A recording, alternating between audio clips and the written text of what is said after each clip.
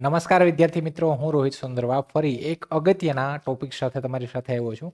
હાલમાં તો કે ગૌણ સેવા પસંદગી મંડળ દ્વારા 46 ટેકનિકલ ભરતી MSW જે મેડિકલ સોશિયલ વર્કર જેની માસ્ટર ડિગ્રી જેમાં સોશિયલ વર્કમાં જેણે માસ્ટર ડિગ્રી કરી હોય એ લોકોએ ફોર્મ ફિલિંગ કર્યા અને 46 જગ્યાઓ છે અને પગાર ધોરણ પણ સુપર ક્લાસ 3 છે. કે મીન્સ આપણું જે આરોગ્ય વિભાગ છે એની અંડરમાં તો કે આની તમને નોકરી મળશે. અને અહીંયા જ જો તમે મેડિકલ, સોશિયલ અને વર્કર તમે અલગ-અલગ કામ તમે મીન્સ અલગ-અલગ કરો તો મેડિકલ એ આવે, સોશિયલ વર્ક એ આવે અને વર્કર એટલે કે વર્કર તો છે જ. તો આ પ્રમાણે 3 ફિલ્ડ જેવું એટલે કે ગવર્મેન્ટમાં તમારે કામ કરવાનું છે અને આ 2 ફિલ્ડની જોડે તમારે ચાલવાનું છે. એની આ પોસ્ટ છે. હવે આ ટેકનિકલ ભરતી છે તો આમાં તમે જોવો તો કે નોર્મલી ગૌણ સેવામાં 210 માર્ક હોય ટેકનિકલનું પેપર. એ જ પેટર્ન છે 210 માર્કનું એક પેપર જેમાં 3 કલાક અને આ 210 માર્કમાં પાર્ટ એ અને પાર્ટ બી. પાર્ટ એમાં તમારું ગણિત અને રીઝનિંગ અને પાર્ટ બીમાં તો કે 120 માર્કનું ટેકનિકલ. અને જે તમે ગ્રેજ્યુએશન અથવા માસ્ટરમાં તો કે તમે કરીને જ આવ્યા હશે એ જ 120 માર્ક અને એની સાથે 30 માર્કમાં 10 માર્કનું બંધારણ, 10 માર્કનું તમારું ગુજરાતીમાંથી કમ્પ્રેહેન્શનમાંથી જવાબ અને ઇંગ્લિશમાંથી 5 માર્કના કમ્પ્રેહેન્શનના એટલે 5-5 એ અને 10 માર્કનું કરંટ અફેર અને જીકે. તો એનો મતલબ ટોટલ 210 માર્ક અને તમારી 3 કલાક. હવે વાત કરીએ તો કે આ જે ભરતી છે 46 જગ્યાઓ છે અને કોમ્પિટિશન થોડું છે કેમ કે ભરતીમાં ફોર્મ ફિલિંગ થયા પણ તમારી પદ્ધતિસરની તૈયારી હોય તો તમે આમાં એક જગ્યા તમારી રોકી શકો અને ટેકનિકલ ભરતી છે. તમે જે વસ્તુ તમે કોર્સ કરીને જે ડિગ્રી લઈને આવ્યા છે એ બેઝ ઉપર તમે ફોર્મ ફિલિંગ કર્યું છે. હવે મેઇન વાત એ રહી સાહેબ પરીક્ષા ક્યારે? તો ગૌણ સેવામાં કોઈ પણ ભરતી હોય એના મિનિમમ એ લોકો 100 દિવસ જેવો ટાઈમ તો આપે છે. એટલે 3 મહિના જેવો ટાઈમ તો તમારે ગણીને ચાલવાનો. એટલે મે બી તમારી એક્ઝામ છે હમણાં ફોર્મ ફિલિંગ થયા અને 5/12 છેલ્લી હતી આ ફોર્મ ફિલિંગ કરવાની આપણે બધા જાણીએ છીએ. એટલે એનો મતલબ 12મા મહિનાથી લઈએ એટલે કે માર્ચ પછી તમારી એક્ઝામ પોસિબિલિટી છે કે માર્ચ પછી તમારી એક્ઝામ રહી. હવે એક્ઝામ 3 મહિનાનો ટાઈમ મળે પણ હવે સાહેબ સૌથી મોટો કે ભાઈ 3 મહિનામાં તમારે સિલેબસ પૂરો કરવાનો છે. સિલેબસ જે છે એ સિલેબસમાં તમારો ટેકનિકલ છે, નોન ટેકનિકલ છે. એમાં નોન ટેકનિકલમાં 60 માર્કનું ગણિત રીઝનિંગ છે. ચાલો એ તમે કરી લો. 30 માર્કનું તમારું 10 માર્કનું ગુજરાતી અને ઇંગ્લિશ કમ્પ્રેહેન્શન છે એ થઈ જાય. 10 માર્કનું જીકે કરંટ અફેર છે. 10 માર્કનું બંધારણ એકવાર વાંચો એટલે પણ 120 માર્ક ટેકનિકલ છે જેની ઉપર તમારે વધારે ભાર દેવો પડશે. એ તમે ક્યાંય ને ક્યાંય ભણીને આવ્યા છે. એમાં તમે જે મેક્સિમમ સ્કોર કરશો એ તમને ક્યાંય ને ક્યાંય ઉપયોગી એટલે કે તમારું ટેક પોર્શન છે એને પહેલાં કમ્પ્લીટ કરવો સૌથી વધારે ઇમ્પોર્ટન્ટ છે. કેમ કે તમે ભણીને આવ્યા છો. તો અહીંયા આ સેશનમાં આપણે એ જ વાત કરશું. વાત કરીએ તો કે પહેલાં જે વસ્તુ જોઈએ કે કુલ ગુણ અહીંયા 210 માર્ક છે. પહેલાં તમારે એક માઇન્ડસેટ સાથે ચાલવું પડશે કે અહીંયા પાર્ટ એ જે છે એ 60 માર્કનો છે, પાર્ટ બી છે 150 માર્ક. હવે આમાં થોડો ચેન્જીસ આવ્યો તમને ખબર હોય તો. GSSBની એક નવી નોટિફિકેશન આવી છે જેમાં આમાં જે 30 માર્કનું આપણે ગુજરાતી, ઇંગ્લિશ, બંધારણ અને કરંટ અફેર જે 30 માર્ક આમાં હતા ને એને આમાં એડ કરી દીધા છે. એટલે આ હવે 90 માર્કનો થઈ ગયો છે. અને આ તો કે આ ઓનલી ટેકનિકલ જ રહ્યો છે 120 માર્ક. આમાં બંનેમાં 40% લાવવાના કમ્પલસરી પાસ થવા માટે. એ પણ તમને ખબર જ છે, આપણે સેશન લીધા જ છે. તો આ જે નવો સુધારો આવ્યો છે ને એ એક ઠરાવ આવ્યો છે અને ગૌણ સેવા પસંદગી મંડળે આપ્યો છે પણ હજી એમાં કંઈ એ લોકોએ ક્લિયર નથી કર્યું કે ભાઈ આ ભરતીમાં એપ્લાય કરશું, આવનારી ભરતીમાં એપ્લાય કરશું. મે બી આવે તો એવું કંઈ નથી પણ ખાલી માર્કમાં ચેન્જ થશે. અહીંયા 90 માર્ક થઈ જશે, અહીંયા 120 માર્ક ઓનલી ટેકનિકલ જ રહેશે. તો આ 120 માર્ક જે છે તમારો ટેકનિકલ પાર્ટ બી અને સૌથી વધારે વેટેજ પણ ત્યાં જ દેખાય છે. તો એ તમે ભણીને આવ્યા છે અને આની ઉપર તો કે આ તમને મેરિટમાંય કામ આવશે, ક્વોલિફાઈંગમાંય કામ આવશે. એટલે કે તમારા 46 જગ્યામાં તમારે જગ્યા જો બનાવી હોય તો 120 માર્કમાં તમારે એકદમ કહેવાય ને કે ઘોડીને પી જવું પડશે. કેમ કે એ ઇમ્પોર્ટન્ટ છે. એટલે એના મતલબ તો કે એની ઉપર તમારે ટાર્ગેટ રાખવો પડશે અને સેપરેટ આપણું સબ્જેક્ટ વાઇઝ એ લોકોએ વેટેજ આપ્યું છે ક્યાંથી કેટલું કરશું. તો એનો મતલબ તો કે તમારે સૌપ્રથમ ઓવરઓલ સ્ટ્રેટેજી એક લાઇનમાં બનાવવી પડશે જેમાં તો કે તમારે કોન્સેપ્ટ ક્લિયર કરવા પડશે, હોસ્પિટલ એક્ઝામ્પલ એટલે હોસ્પિટલ લાઇનને લગતું જે પણ છે એ પણ કરવું પડશે, ગવર્મેન્ટની જે લિંકેજ સ્કીમ છે એ બધી કરવી પડશે, સાથે MCQ એ બધું પરફેક્ટ કરવું પડશે આ ટેકનિકલમાં. સાથે તો કે જો આ ચારેય તમે વસ્તુમાં કામ કરો તો તમારી સિલેક્શન જે પ્રોબેબિલિટી ચાન્સીસ છે વધી જાય. એટલે એનો મતલબ કે તમારે ટેકમાં તમારે તો કે ભાઈ મેડિકલને લગતું, સોશિયલ વર્કને લગતું અને તમારે ગવર્મેન્ટ સ્કીમ્સ છે બધી વસ્તુને તમારે સાથે લઈને ચાલવી પડશે અને વિથ એની પ્રોપર તમારે તૈયારી કરવી પડશે. એમાં તો કે એમાં વાત કરીએ આપણે ખબર જ છે તો કે ભાઈ સિલેબસ વાઇઝ આપણે વાત કરીએ તો કે પહેલું સામાજિક કાર્ય જેના 20 માર્ક છે અને આ તો કે આ બેઝ સબ્જેક્ટ છે, ફાઉન્ડેશન છે મેન સામાજિક કાર્ય. તો શું વાંચવું આમાં તો કે ભાઈ સામાજિક કાર્યમાં સોશિયલ વર્કની વ્યાખ્યા શું છે, એના ઓબ્જેક્ટિવ પ્રિન્સિપલ, કેસ વર્ક છે, ગ્રુપ વર્ક છે, કોમ્યુનિટી વર્ક છે, સોશિયલ ડાયગ્નોસ્ટિક, એનું ટ્રીટમેન્ટ શું છે એ બધી વસ્તુ કરો કેમ કે અહીંથી પ્રશ્નો આવશે.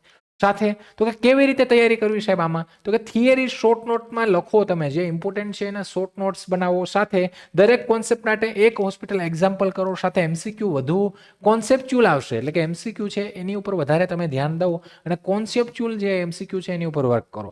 સાથે ટાર્ગેટ તો કે ભાઈ મારો આ 20 માંથી 14 થી 16 માર્કનો ટાર્ગેટ હોવો જોઈએ. કેમાં, તો કે આમાં. આગળ આરોગ્ય અને રોગનો ખ્યાલ. આરોગ્ય અને રોગનો ખ્યાલને આપણે વાત કરીએ તો હવે વાત કરીએ સેકન્ડ, તો કે ભાઈ પહેલાનો 20 માર્કનો આપણે થઈ ગયો. હવે સેકન્ડ તો કે આરોગ્ય અને રોગનો ખ્યાલ, જેના 20 માર્ક છે. આમાં કેમ કરવું, તો કે ભાઈ અહીંયા તો કે અહીંયાથી મેડિકલ ઓરિએન્ટેશન અહીંથી શરૂ થાય તમારું. કેમ કે આરોગ્ય અને રોગનો ખ્યાલ, જો પહેલામાં સોશિયલ વર્કનું સામાજિકનું કામ આવ્યું, અહીંયા મેડિકલને લગતું આવ્યું, તો એનો મતલબ આમાં શું વાંચવું, તો કે ભાઈ આમાં પણ તમે હેલ્થ અને જે ડિઝીઝ છે એની ડેફિનેશન, સાથે પ્રિવેન્ટિવ એના કંઈ પણ જે કેર છે એને લગતા કંઈ પણ જે પણ પ્રશ્નો છે એ બધા વાંચો, એની થોડી થિયરી વાંચો, એની શોર્ટ્સ નોટ્સ બનાવો. સાથે તો કે મેન્ટલ ઇલનેસ, એટલે મીન્સ કે આરોગ્ય અને રોગનો જે પણ ખ્યાલ છે એના જે સબ ટોપિક છે એને એકદમ તમે ક્લિયર કરો. તો અહીંયાથી, કેમ કે અહીંયાથી 20 માર્કનું આવવાનું છે. સાથે તો કે આની ટીપ શું આમાં, તો કે ભાઈ ડૉક્ટર નહીં, સોશિયલ વર્કર તરીકે ડિઝીઝ છે એને ઇમ્પેક્ટ સમજો. એટલે કે તમારે એઝ આગળ આરોગ્ય વિભાગમાં કામ કરવાનું છે ને, as a medical social worker તરીકે કામ કરવાનું. તમારે ડૉક્ટર તરીકે નહીં, as a medical social worker તરીકે તમારે કામ કરવું. તમારે કઈ જરૂરિયાત છે એને લગતું તમારે આ સિલેબસને વળગીને ચાલવાનું છે. અહીંયા તો કે અહીંયા 15-17 માર્કનો ટાર્ગેટ બનાવો. આગળ વાત કરીએ સંદેશા વ્યવહાર અને પરામર્શ, જેના 20 માર્ક. તો એમાં તો કે એમાં highly scoring plus practical topic છે આમાં, કે આમાં તમે સારો સ્કોર કરી શકો. તો આમાં તો કે આમાં કોમ્યુનિકેશન પ્રોસેસ વાંચો, વર્બલ નોન વર્બલ જે કોમ્યુનિકેશન છે એ વાંચો, કાઉન્સેલિંગ કઈ રીતના કરવું, કાઉન્સેલિંગના સ્ટેપ્સ શું છે, પેશન્ટ અને ફેમિલી છે એનું કાઉન્સેલિંગ કેમ, એનું કેર છે તો આગળ જ આવશે. તો એ બધા ટોપિક તમે જરા જોઈ લો, કેમ કે આ પણ તમારું ઇમ્પોર્ટન્ટ છે. આગળ એની એમસીક્યુ પેટર્ન કરો, સિચ્યુએશન બેસ્ડ જે એક્ઝામ્પલ છે એ તમે કરો, બેસ્ટ મેથડ, મોસ્ટ એપ્રોપ્રિએટ જે રિસ્પોન્સ હોય એ કરો. ને અહીંયા પણ 16 થી 18 માર્કનું તમે ટાર્ગેટ રાખો, ભાઈ મારે આમાં પણ 16 થી 18 માર્ક લાવવા છે. આગળ વાત કરીએ આરોગ્ય સંભાળ, જે ચોથો ટોપિક, જેના 15 માર્ક છે. તો એમાં તો કે ભાઈ આરોગ્ય સંભાળને લગતા જે પણ એની પ્રાઇમરી સંભાળ છે, સેકન્ડરી ટ્રીટમેન્ટ છે, કેર છે, હોસ્પિટલ સર્વિસ છે, રેફરલ સિસ્ટમ છે, ટીમ વર્ક ઇન હોસ્પિટલ, તો એના અહીંયા પણ 10 થી 12 માર્કનો તમે અહીંયા પણ ભાર દો કે ભાઈ અહીંયા પણ મારે આ 15 માંથી 10 થી માર્ક લાવવાના છે.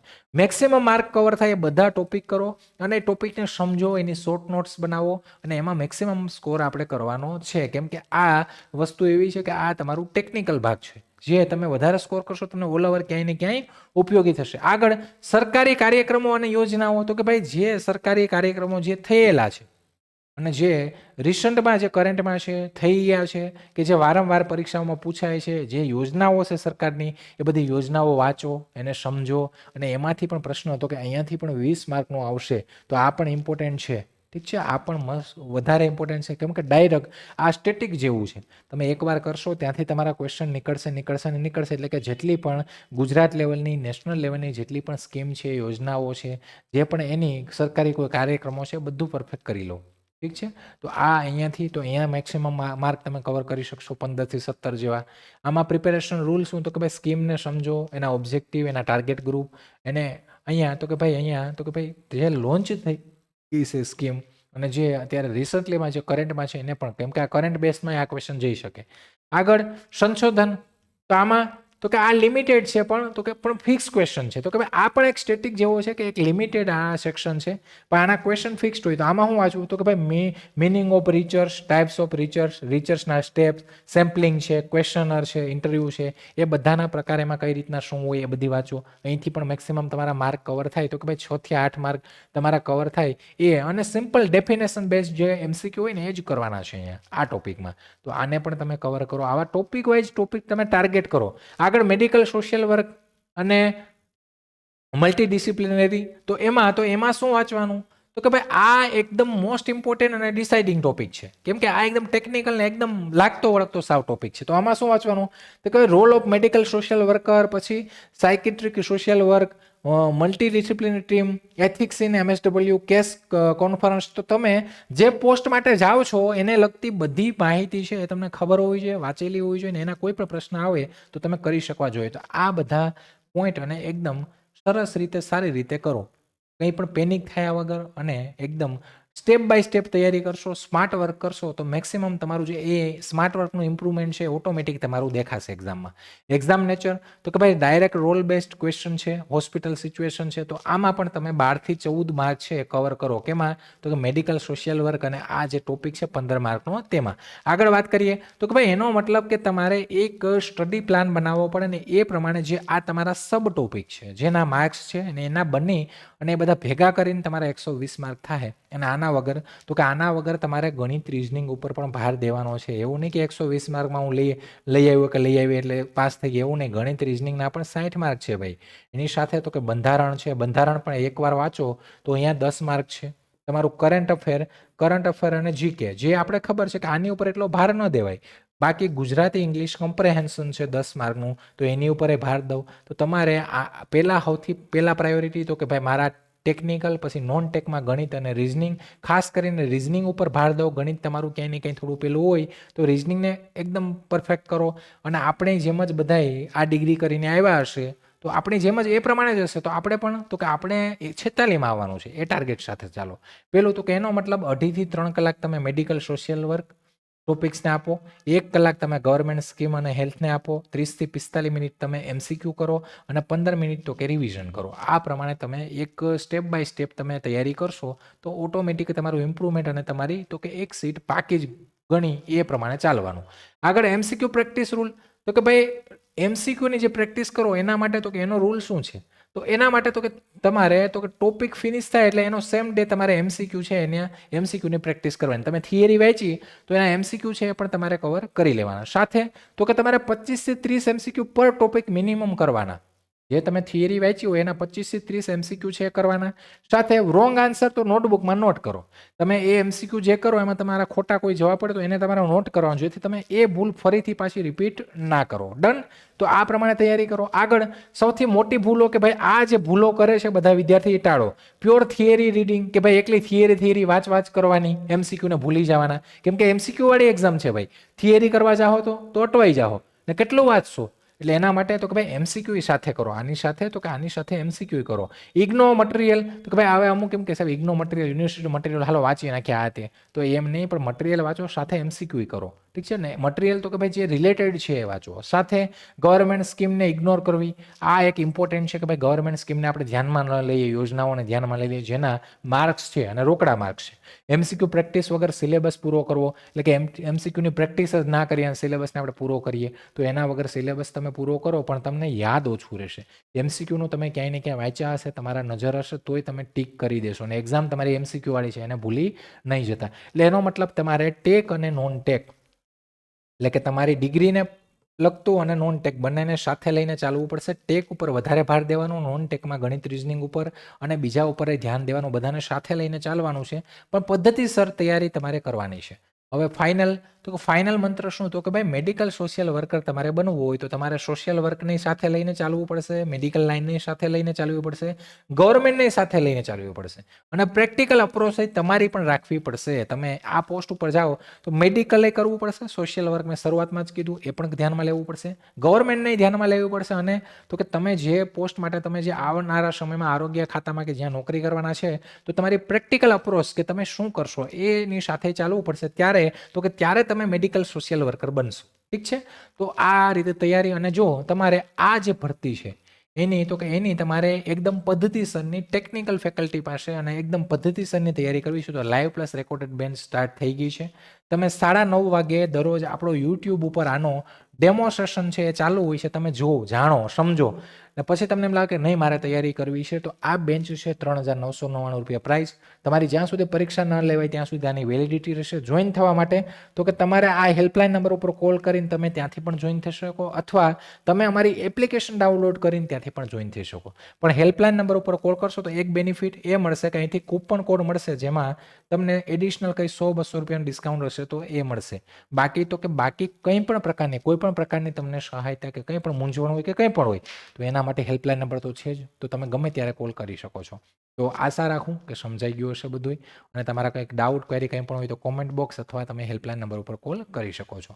તો ફરી આવા જ નવા સેશન સાથે મળશું. ત્યાં સુધી રજા લઉં છું. જય હિન્દ, જય ભારત.